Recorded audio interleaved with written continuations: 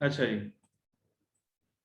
Basically हमारा मेरा नाम नबील अहमद है और आज हमारा टॉपिक जो है वो अमेज़ॉन के हवाले से है। और एज एन वर्चुअल असिस्टेंट आप इसके अंदर क्या कर सकते हैं, आप FBA सर्विसेज कैसे प्रोवाइड कर सकते हैं। आपको इसके अंदर सिखाया जाएगा कि आप अपना प्राइवेट लेबल लॉन्च कैसे कर सकते हैं, आप किसी का प्राइवेट लेबल किस तरह लॉन्च कर सकते हैं, और उसके बाद आपको साथ शॉपिफाई सर्विसेज भी बताई जाएंगी। ठीक है, तो शॉपिफाई सर्विसेज में like Shopify store designing and Shopify affiliate. ठीक है, तो शुरू करते हैं। आज का टॉपिक थोड़ा सा शॉर्ट होगा, तो इतना लंबा चौड़ा नहीं होगा। तो मजीद अगर कुछ रह जाएगा तो वो इंट्रोडक्शन हम नेक्स्ट क्लास में कर लेंगे। तो बेसिकली अमेज़ॉन के बारे में आपको नॉलेज होगा कि अमेज़ॉन इस वक्त मल्टीनेशनल कंपनी है, टेक कंपनी है। उसके बाद ये 1994 में एक कह लें कि सुनने में आया कि गराज से स्टार्ट हुई, और उसके बाद ये जेफ बेज़ोस ने इसके ऊपर किंडल किंडल बिजनेस से स्टार्ट की, बुक सेलिंग से स्टार्ट किया इसको। उसके बाद ये बढ़ती गई बढ़ती गई बढ़ती गई, और सन 2000 की जो डिकेड है उसके अंदर इसके अंदर जेफ बेज़ोस पहले खुद सेल करता था, उसके बाद इसने लोगों को ऑफर किया कि आप भी आके सेल करना शुरू करें। और इसका ग्राफ बढ़ना शुरू हुआ 2010 के बाद, 2011 में, 9-10 के बाद 11 में शुरू हुआ, जब इसने एक खुले आम लोगों को कहना शुरू कर दिया कि तुम लोग भी आगे सेल करो, और साथ इसके FBA सर्विसेज भी इसने स्टार्ट कर दी, लाइक फुलफिलमेंट बाय अमेज़ॉन। पहले इसके अंदर ये था कि आप अमेज़ॉन के प्लेटफॉर्म को आप यूज़ करते थे और उसके ऊपर आप सेलिंग करते थे, और उसके ऊपर आप सेलिंग करने के बाद आपने प्रोडक्ट अपने को पिक पैक एंड शिप खुद करना होता था। लेकिन 2009-10 के बाद आई थिंक उसके बाद ये FBA सर्विसेज आई। तो FBA सर्विसेज आने के बाद ये अमेज़ॉन पे लोगों का लोग जो अमेरिकन हैं उन्होंने अमेज़ॉन के FBA सर्विसेज लेना शुरू कर दी। जो लोग घर से पिक पैक शिप करते थे दूसरी वेबसाइट से भी लोग इसको बनाना शुरू हो गए कि ये सर्विसेज दे रहे हैं, क्योंकि अमेरिकन के पास मोस्टली टाइम ही नहीं होता कि वो अपने प्रोडक्ट को पैक करें और शिप करें या इस तरह के, क्योंकि वो अपनी जॉब्स वाले होते हैं। तो इसको वो मोस्टली एक पैसिव इनकम के तौर पे ना यूज करते हैं। उसके बाद अभी तो माशाल्लाह इस वक्त दुनिया की सबसे बड़ी कंपनीज में है। तो ये इस वक्त किन बिजनेसेस के अंदर काम कर रही है? ई कॉमर्स है, क्लाउड कंप्यूटिंग है, डिजिटल स्ट्रीमिंग है और आर्टिफिशियल इंटेलिजेंस है। लेकिन सबसे ज़्यादा अमेज़ॉन, जो अमेज़ॉन फेमस हुआ वो ई कॉमर्स की वजह से फेमस हुआ। ठीक है, उसके बाद टॉप 4 टेक कंपनीज के अंदर इसका नाम आता है। गूगल, एप्पल और फेसबुक की तरह अमेज़ॉन भी इस वक्त दुनिया के टॉप 4 कंपनीज के अंदर आती है।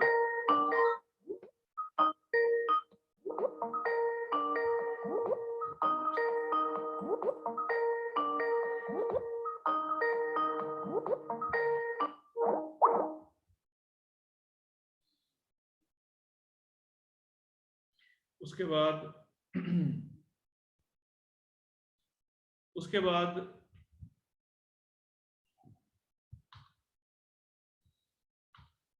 अमेज़ॉन के ऊपर इस वक्त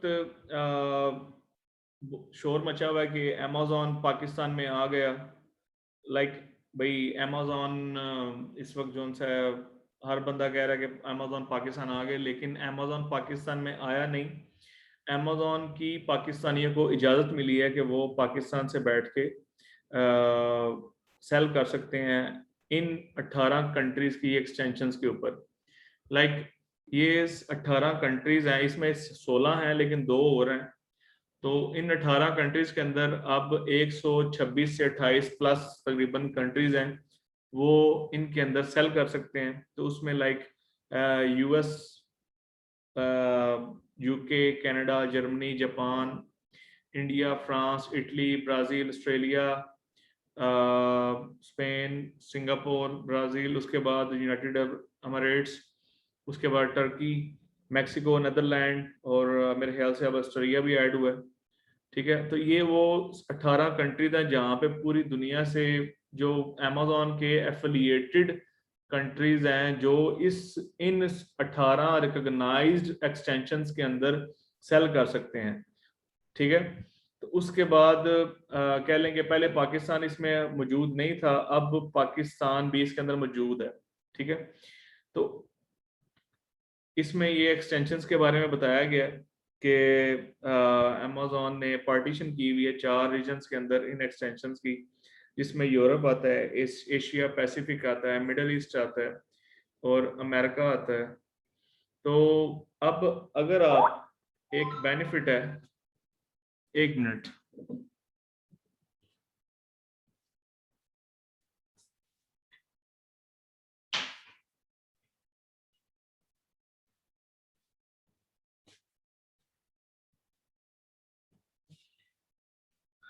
आपके बैच के सजाद साहब मेरे ख्याल से मैसेज कर रहे हैं।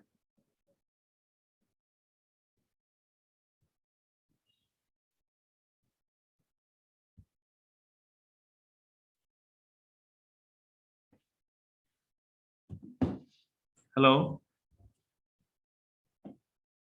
कोई मौजूद है आपकी तरफ? हेलो, जी सर, आ रही है आवाज। अच्छा, तो पहले स्काइप पे कॉल आई थी। जी जी, वो बैच की तरफ से कॉल आई थी, मैंने इवन लिंक भी, कॉल उनको मैंने ऐड भी किया हुआ, फिर भी कॉल आई थी, अब पता नहीं वो यहाँ पे ऐड हुए हैं कि नहीं मीटिंग के अंदर। अच्छा, अब अमेज़न ने उन 18 कंट्रीज को 4 रीजन्स के अंदर तकसीम कर दिया। एक यूरोप बन गया, एक एशिया पैसिफिक बन गया, एक मिडिल ईस्ट बन गया, एक अमेरिका बन गया। लाइक यूरोप के अंदर इस वक्त फॉर एग्जांपल यूके है, उसके बाद जर्मनी है, फ्रांस है, इटली है, स्पेन है, नीदरलैंड है। एशिया के अंदर, एशियन पैसिफिक के अंदर जापान, इंडिया, उसके बाद ये कौन सी है, ये मेरे ख्याल से ऑस्ट्रेलिया में आ गई है, ऑस्ट्रेलिया आई थिंक।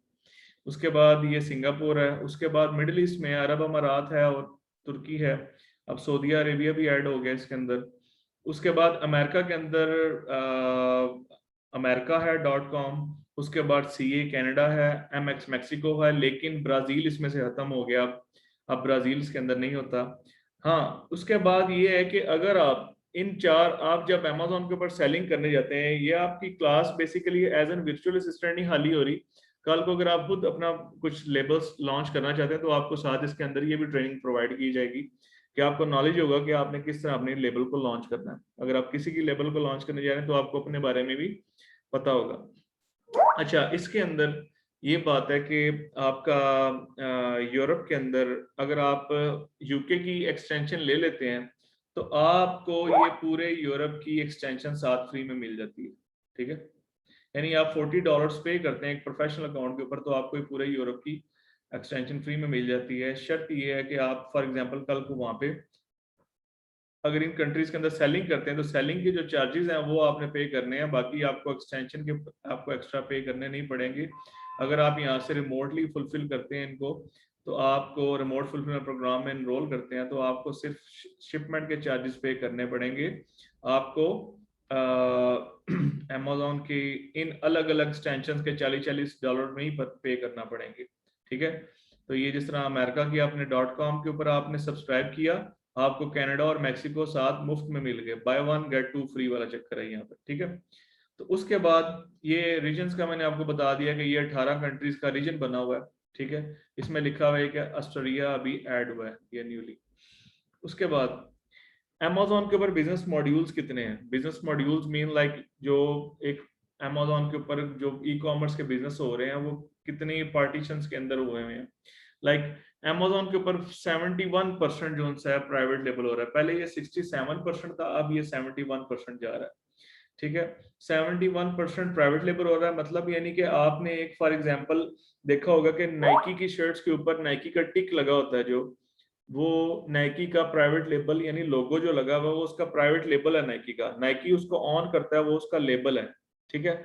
तो 71% बिजनेस जो से हैं अपने लेबल के साथ लोग चला रहे हैं। उसके बाद 26% बिजनेस होलसेल चल रहे हैं, लाइक होलसेल मतलब क्या कि होलसेल में ये होता है कि आप नाइकी की शर्ट आपने बेचनी है, तो आप नाइकी से लेटर ऑफ ऑथराइजेशन लेते हैं या उससे इनवॉइसेस लेते हैं उसकी प्रोडक्ट खरीदने के बाद, और वो आप अमेजोन को शो करते हैं जब आप सेलिंग करते हैं, जब अगर अमेजोन आपसे मांगता है, और आप नाइकी की ही लिस्टिंग के अंदर जाके उसी स्पेसिफिक प्रोडक्ट में जाके नाइकी के प्रोडक्ट्स जो से आप बेचना शुरू कर देते हैं।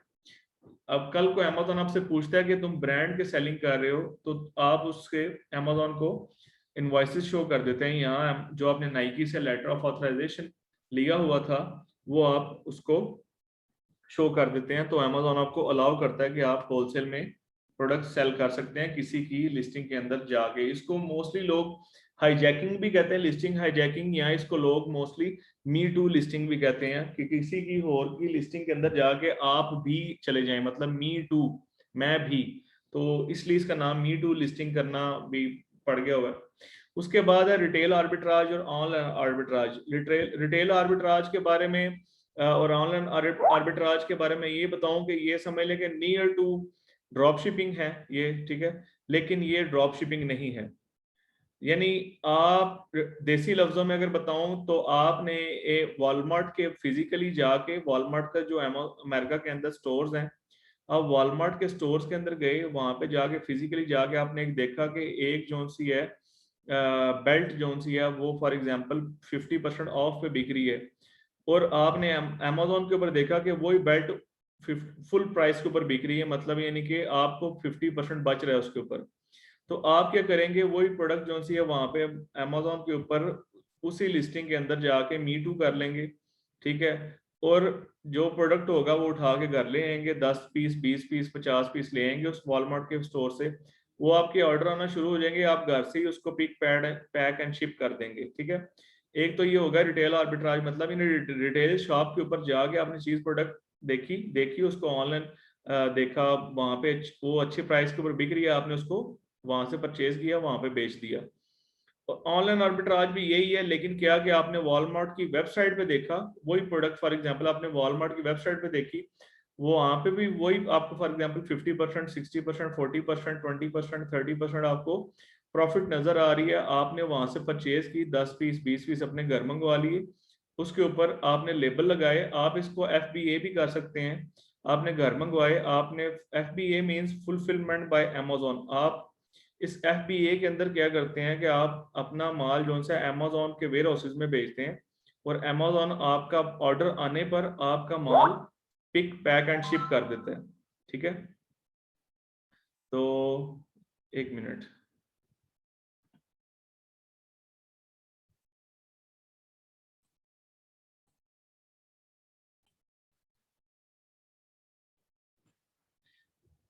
हाँ जी, स्टार्ट करें जी।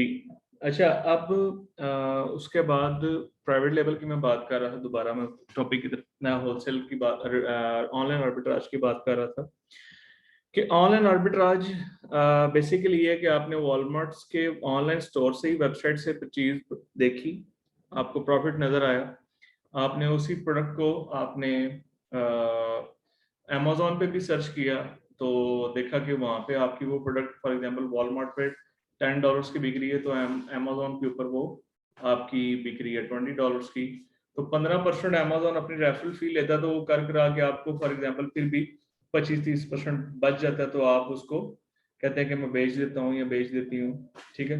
तो आपने उसको लिस्ट कर दिया वहां पे, शिपमेंट के खर्चे हुर्चे सारे निकाल के आपको 15-20% बच रहा है उसके अंदर, तो 10-20 पीस आपने घर मंगवाए, उसके ऊपर लेबल्स लगवाए आपने, आप उसको FBA सर्विसेज के थ्रू भी बेच सकते हैं या FBM सर्विसेज के थ्रू भी बेच सकते हैं। FBA सर्विसेज क्या होती हैं, जिसके अंदर अमेजोन आपकी प्रोडक्ट को आपसे रिसीव करता है बल्क में, उसके बाद आपने लेबल लगाए होते हैं, शिपमेंट जब करते हैं उसके बाद और जब ऑर्डर आता है तो एक एक पीस को भी वो पिक पैक एंड शिप करके बायर के घर भेज देता है। FBM में क्या होता है कि अमेजोन का प्लेटफॉर्म सिर्फ यूज करते हैं, उसको 15% फी देते हैं अगर प्रोफेशनल अकाउंट के अंदर है आप तो, लेकिन बाकी जो आप मामलात हैं उसके अंदर आप अमेजोन को कुछ नहीं देते, आपने सब कुछ बाकी खुद करना होता है सिवाय एडवर्टाइजमेंट के, ठीक है।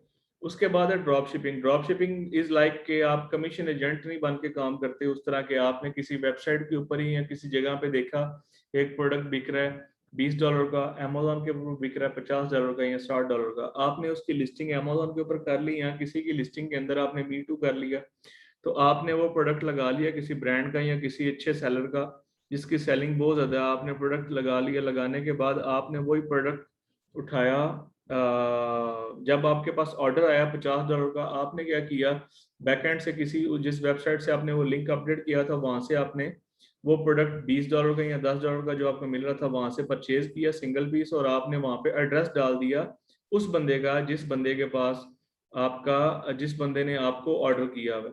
अब वो डायरेक्टली बायरो बायर आपका प्रोडक्ट जो है उस बायर के घर चला जाएगा, और आपने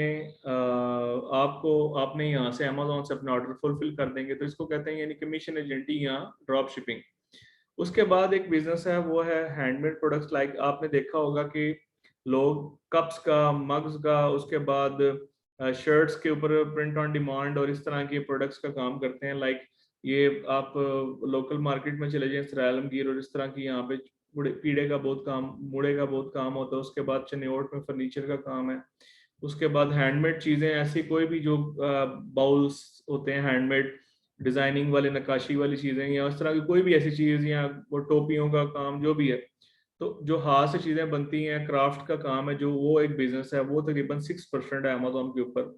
ठीक है। इसके बाद एक और बिजनेस भी है, वो है किंडल या ACX। किंडल किताबों को कहते हैं जो पढ़ने वाली किताबें हैं। अगर आप एक चीज परचेज नहीं कर सकते तो आप अमेजोन के ऊपर जाके उसका एक टाइम के लिए सब्सक्रिप्शन ले लेते हैं, तो हम आप उसको पढ़ सकते हैं ऑनलाइन, तो उसको कहते हैं किंडल। और जो पढ़ नहीं सकते, जो सुनना चाहते हैं, वो जो ऑडियो बुक्स लेते हैं उसको कहते हैं ACX। ठीक है। तो ये एक और भी बिजनेस है, किंडल या ACX का बिजनेस है ये, ऑडियो बुक्स का या रीडिंग बुक्स का। अच्छा, बिजनेस मॉडल्स के बाद आपका नेक्स्ट टॉपिक है, आपका नेक्स्ट टॉपिक है जब टाइप्स ऑफ अकाउंट के, अमेजोन के ऊपर अकाउंट्स के टाइप कितने हैं जिनको आपने कल को मैनेज करना है। उनमें सबसे पहले नंबर पे आप बायर अकाउंट, ये आप यहाँ से भी बना सकते हैं या आप कहीं से भी बना सकते हैं अमेजोन का बायर अकाउंट। ठीक है। बायर अकाउंट मीन जो बंदा बाय करता है वो बायर अकाउंट का होल्डर है।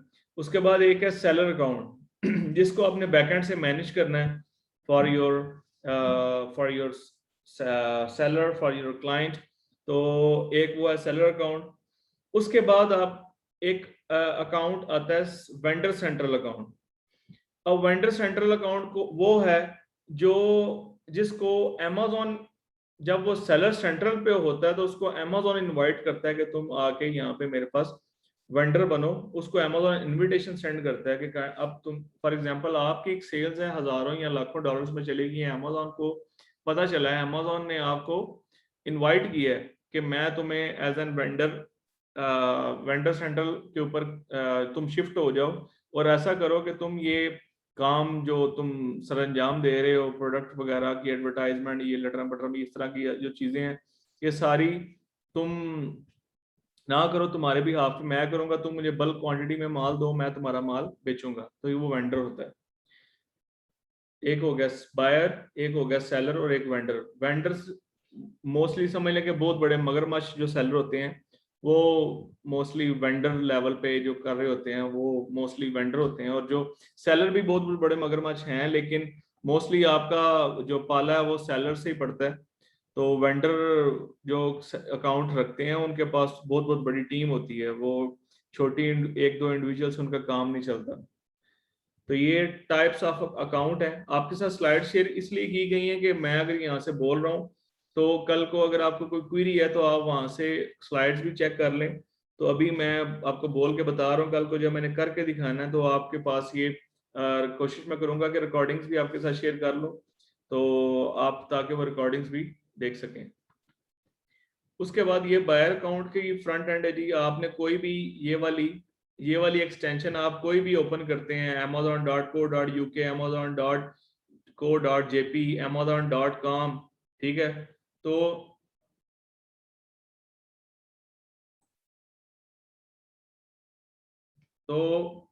आप आपको आप कोई भी मार्केट, फॉर एग्जांपल कोई भी आप ये करते हैं, मार्केट के अंदर जाते हैं, तो आपको इस तरह का डैशबोर्ड ओपन हो जाता है, बायर डैशबोर्ड इसको कहते हैं।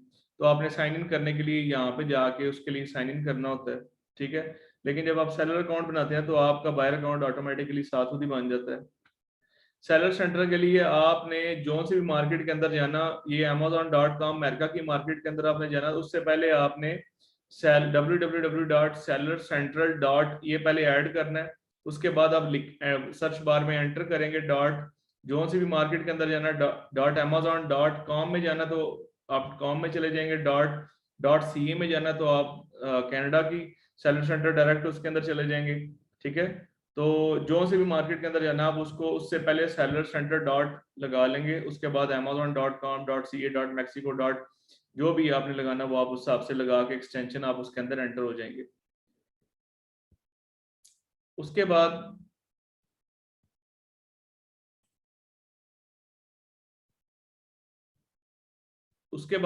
आपके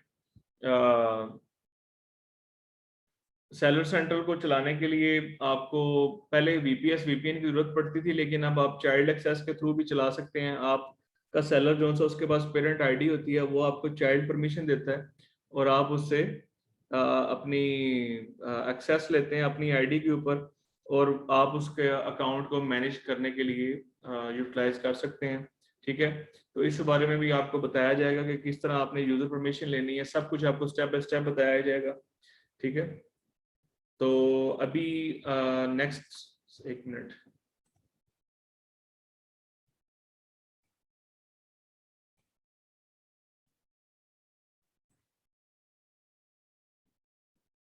अच्छा बात कर रहा था कि आप पहले अकाउंट नहीं थे लगा सकते, आपको VPS या VPN की जरूरत पड़ती थी, लेकिन अब आप चाइल्ड अकाउंट के थ्रू आप जो सेलर आपका होता है उसकी पेरेंट आईडी से आप उसको पाकिस्तान में या कहीं से भी बैठ के आप उसको अपनी ईमेल देते हैं और आप उसको बोलते हैं कि काइंडली मुझे इस ईमेल के ऊपर आप मुझे इनविटेशन सेंड करो यूजर परमिशन का, और मुझे परमिशन अलॉट करो, मैं आपसे परमिशन लेके मैं आपका सेलर अकाउंट मैनेज करने के लिए मैं परमिशन लेके मैं उसको मैनेज करूंगा।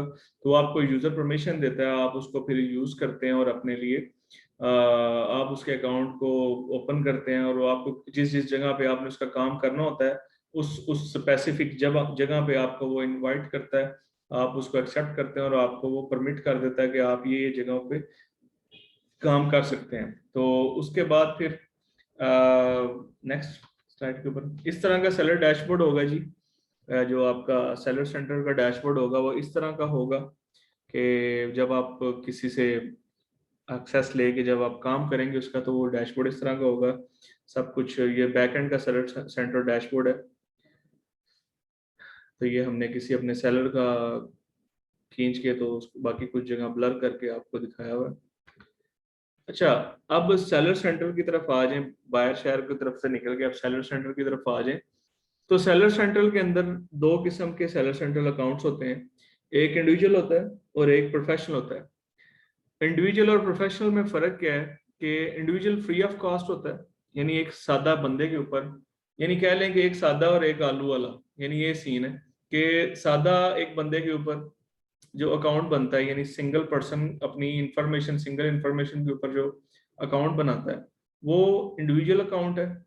और जो प्रोफेशनल अकाउंट है वो उसके ऊपर उसको पर मंथ $39.99 उसको उस लाइक अमेरिका के अंदर बनाया तो $39.99 के ऊपर उसको प्रोफेशनल अकाउंट का पे करना पड़ता है हर महीने, ठीक है।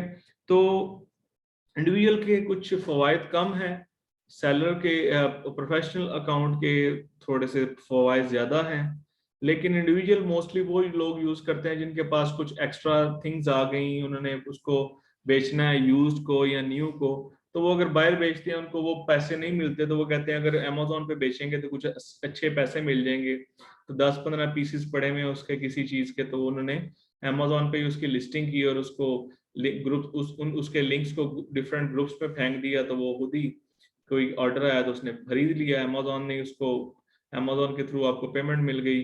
तो आप उसको FBM भी कर सकते हैं, आप उसको FBA भी कर सकते हैं। लेकिन प्रोफेशनल के अंदर वो लोग आते हैं जो फॉर एग्जांपल जिन्होंने आगे से प्रॉपर सेलिंग करनी होती है, और यूजर परमिशन भी आपको प्रोफेशनल अकाउंट के थ्रू ही मिलती है, आपको इंडिविजुअल अकाउंट के थ्रू नहीं मिलती। तो इसलिए यूजर परमिशन के फवायद बहुत ज़्यादा हैं, उसके कह लें कि उसके ऊपर आपको बहुत ज़्यादा ऐसी जगह है जहाँ पे आपको एक्सटेंशन आपके लिए कह लें कि बहुत ज़्यादा ऑप्शन हैं जो आपके लिए ओपन हो जाते हैं। अच्छा, इंडिविजुअल अकाउंट के अंदर क्या है जी कि आपको who do not need access to inventory tools and reports of for volume sell। अच्छा, इंडिविजुअल अकाउंट के अंदर ना सबसे पहली जो चीज़ है, जो सबसे पहली चीज़ है कि एक तो आप यूजर परमिशन नहीं दे सकते, ठीक है, आप एक्सेस नहीं दे सकते यूजर परमिशन की किसी अपने सबॉर्डिनेट, अपने स्टाफ को या किसी को भी, क्योंकि आपका इंडिविजुअल अकाउंट है। आप उसको, क्योंकि उसके अंदर अमेजोन को $39.99 पे नहीं कर रहे। उसके बाद आप इंडिविजुअल अकाउंट के ऊपर आपने एक फायदा है कि आप मंथली पे नहीं कर रहे। उसके बाद एक और नुकसान है कि आप इंडिविजुअल अकाउंट के अंदर हर सेलिंग के साथ, जब अमेजोन को आप 15% पे करते हैं हर ऑर्डर के साथ, उस 15% के साथ आप 0.99 हर महीने हर हर आइटम के साथ आप पे करते हैं। ये देखें, 0.99 पर आइटम फी, हर हर सेल के साथ आपको 0.99 एक्स्ट्रा पे करना पड़ता है। तो ये तभी उसके लिए वारा खाता है जो जो 10-20 पीस भेज दे बस महीने में, लाइक, तो उसके लिए वारा खाता है जिसने 10 या 20 भेजने हैं। क्यों? क्योंकि अगर वो $40 का सब्सक्रिप्शन नहीं ले रहा, लेकिन उसकी महीने की 100 सेलें जा रही हैं, तो उसको $99 पे करना पड़ेगा। 0.99 को मल्टीप्लाई करें 100 के साथ, उसको $99 पे करना पड़ेगा। तो उसके लिए फिर वारा कौन कौन सी चीज खाती है, मतलब यानी उसके लिए फायदेमंद कौन सी चीज है, उसके लिए फायदेमंद $39.99 वाला पैकेज है। तो इसलिए वो प्रोफेशनल के ऊपर कन्वर्ट हो जाएगा या अपग्रेड हो जाएगा, ठीक है। अच्छा, इंडिविजुअल के अंदर आप FBM भी कर सकते हैं, लेकिन मोस्टली लोग जो हैं वो इंडिविजुअल के अंदर FBM ही करते हैं, क्योंकि घर से उनके अपने कुछ पुराने या नई चीजें बेचने के लिए लोग यूज करते हैं। अच्छा, ये अपग्रेडेबल है प्रोफेशनल अकाउंट के ऊपर, ठीक है। तो ये प्रोफेशनल अकाउंट जो है वो डाउनग्रेडेबल है इंडिविजुअल अकाउंट के ऊपर। उसके बाद प्रोफेशनल अकाउंट के अंदर आपको ये सब कुछ मिल जाता है, catalogue, inventory, pricing, order, advertising, store growth report, performance, app services, B2B, ठीक है। ये चीजें आपको सारी मिल जाती हैं। ये न्यूज, रीस्टॉकिंग, इन्वेंट्री, ये सब कुछ आपको मिल जाता है। उसके बाद यहाँ सेटिंग्स की काफी इंफॉर्मेशन आपको एक्स्ट्रा मिल जाती है, ठीक है। उसके बाद आप मैसेजेस का एक पोर्टल होता है मेरे ख्याल से, ये भी मिल जाता है। उसके बाद ये काफ़ी चीज़ें प्रोफेशनल अकाउंट के अंदर आपको मिल जाती हैं। उसके अंदर ये है कि आपको हर पीस के साथ 0.99 नहीं पे करना पड़ता। उसके बाद ये है कि आप यूज़र परमिशन दे सकते हैं, आप कूपन्स, डील्स वगैरह सब कुछ लगा सकते हैं, ठीक है। आप प्रोफेशनल अकाउंट के अंदर मोस्टली लोग FBM और FBA दोनों करते हैं, लेकिन FBA की तादाद बहुत ज़्यादा है। अब ये एक सेलिंग प्लान का कंपैरिजन है कि एक के अंदर आप $39.99 पे कर रहे हैं, प्रोफेशनल के अंदर एक के अंदर आप नहीं कर रहे, वो है इंडिविजुअल। एक के अंदर आप 99 सेंट्स पर यूनिट सेलिंग के ऊपर दे रहे हैं, एक के ऊपर आप नहीं दे रहे। एक के अंदर आप कैटलॉग बना रहे हैं, दूसरे के अंदर भी आप कैटलॉग यानी आप लिस्टिंग कर सकते हैं, दोनों के अंदर कर सकते हैं। उसके बाद एक के अंदर आपको स्प्रेडशीट्स या रिपोर्ट्स अवेलेबल हैं, दूसरे मैनेज कर सकते हैं, एक इंडिविजुअल के अंदर आप नहीं कर सकते। यानी इसके अंदर कंपैरिजन आप देख सकते हैं, कूपन्स वगैरह एक के अंदर आप कर सकते हैं, एक के अंदर नहीं कर सकते। एक के अंदर आप API फंक्शंस एक के अंदर हैं, एक के अंदर नहीं है। एक के अंदर आप क्या कहते हैं, फीचर ऑफर जो सी हैं वो एक के अंदर आप लगा सकते हैं, एक के अंदर आप नहीं लगा सकते। टैक्स सेल्स का जो ability to calculate US sales and use tax on your orders एक के अंदर है फैसिलिटी, एक के अंदर नहीं है, ठीक है। एक के अंदर यूजर परमिशन दे सकते हैं, एक के अंदर नहीं दे सकते। कितनी स्लाइड्स हुई हैं? 15। और आपकी स्लाइड्स कितनी पड़ी हुई हैं? 15 और। तो मैं समझता हूं कि आज के लिए इतना बहुत है, 15 स्लाइड्स हो गई हैं, क्या कहते हैं? हेलो, ठीक है सर। इसको आपका कोई क्वेरी है तो आप काइंडली मेरे से पूछ लें, अगर आपके पास अभी क्वेरी नहीं है, आप कहते हैं कि हम ग्रुप में आपसे पूछेंगे, तो स्काइप के ग्रुप में आप मेरे से पूछ सकते हैं, ठीक है।